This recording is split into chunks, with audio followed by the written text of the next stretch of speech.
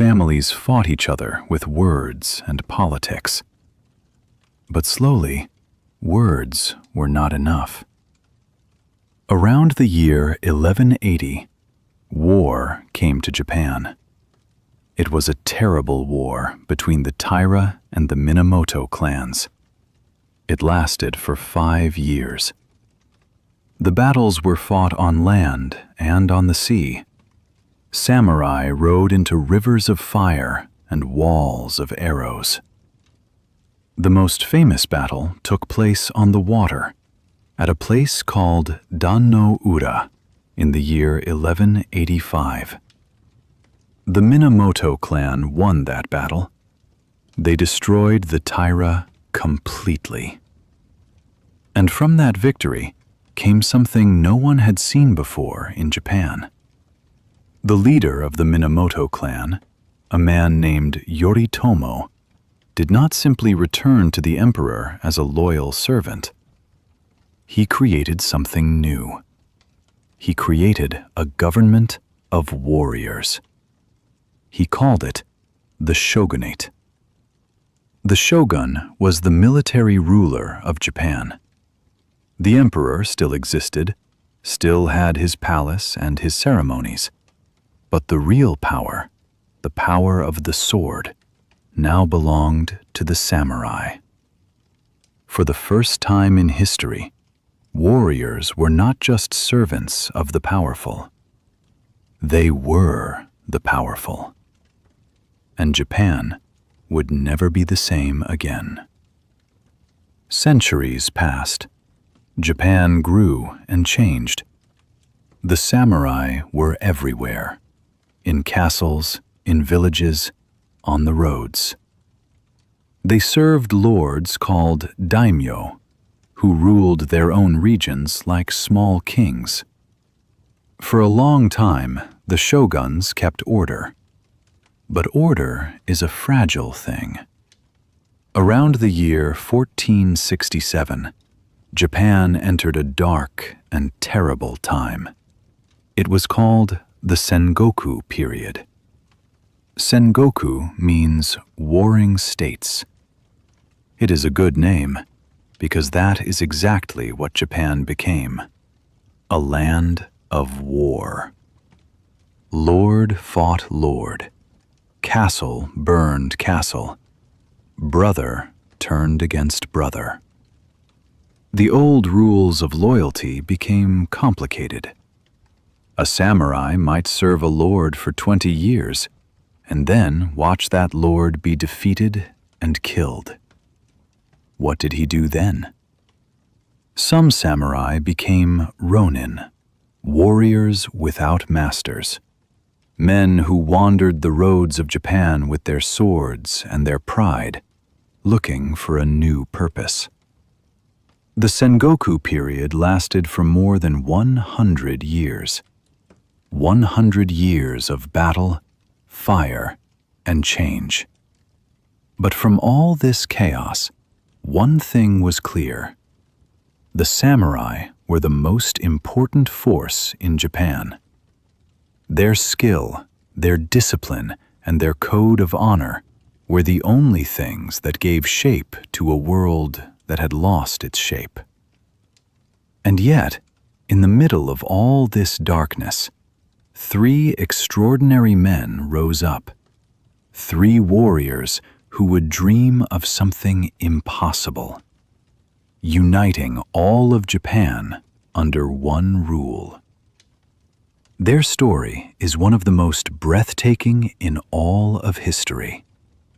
And it began with a farmer's son who learned to think like a king. The first of these 3 men was Oda Nobunaga. He was born in 1534, the son of a small lord in a region called Owari. From the beginning, Nobunaga was different. He did not follow old rules. He thought in new ways. While other lords used horses and swords, Nobunaga used something new: firearms. Portuguese traders had brought guns to Japan, and Nobunaga understood their power immediately. He trained large groups of soldiers to use guns together, in long lines, firing one after another. This was a revolution in battle. Old samurai traditions, the single great warrior riding forward, crying his name before combat, were no longer enough. Nobunaga won battle after battle.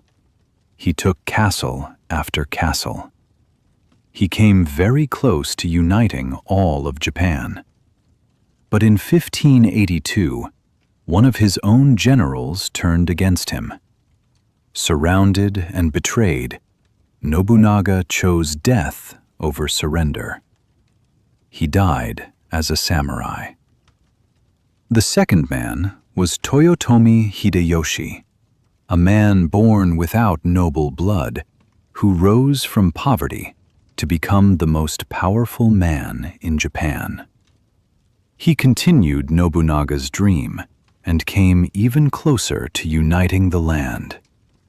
The third man was Tokugawa Ieyasu, patient, careful, and brilliant. He waited, he watched, and in the year 1600, at the great battle of Sekigahara, he finally won. Ieyasu became shogun, and for the next 250 years, Japan was ruled by the Tokugawa family. It was a time of peace. But peace, for a warrior, is a complicated gift. Under the Tokugawa shogunate, Japan entered a period of great peace. Wars became rare. The castles were still there. The swords were still polished. The samurai still wore their armor. But there was almost nothing to fight. This long peace lasted from around 1600 to the 1850s, more than 200 years. And during this time, something interesting happened to the samurai. They changed. Without battles to fight, a samurai became something more like an official, a manager, or a teacher. He collected taxes for his lord. He settled arguments between farmers. He studied poetry and painting. He practiced his sword skills every day, not because he needed them, but because the practice itself was the point.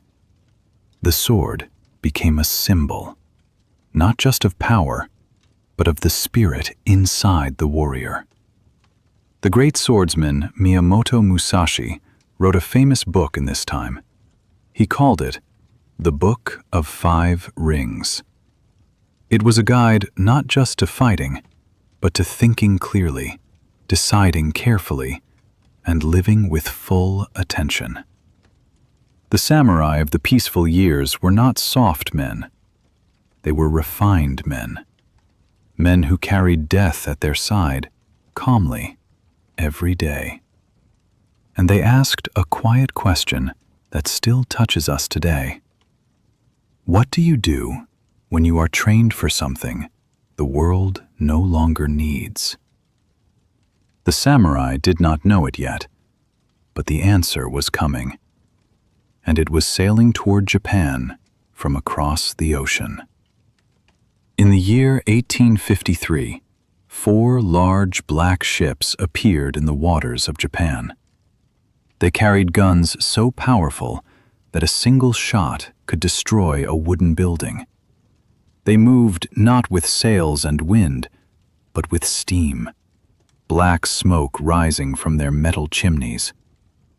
The man in command of these ships was an American naval officer named Matthew Perry. He carried a letter from the President of the United States. The letter had a simple message. Japan must open its ports to American ships and trade. For over 200 years, Japan had been almost completely closed to the outside world. Only a few Dutch and Chinese traders were allowed in one small port, This was a deliberate choice by the Tokugawa shogunate. Japan wanted to stay Japan, unchanged, protected, separate. But Perry's ships changed everything. Japan's leaders looked at those black ships and understood something that the samurai code had never prepared them for. Military strength alone was no longer enough. The world outside had changed dramatically. There were new weapons, new machines, new ways of organizing armies. The old swords and the old ways could not stop steel ships and cannon fire. A deep fear entered Japan that day, and with that fear came a question that would tear the country apart. Should Japan keep its old ways, or must it become something new? The samurai, the keepers of the old ways, stood at the center of this question, and the answer would decide their fate. The arrival of the black ships broke Japan into two groups. One group said, "We must modernize.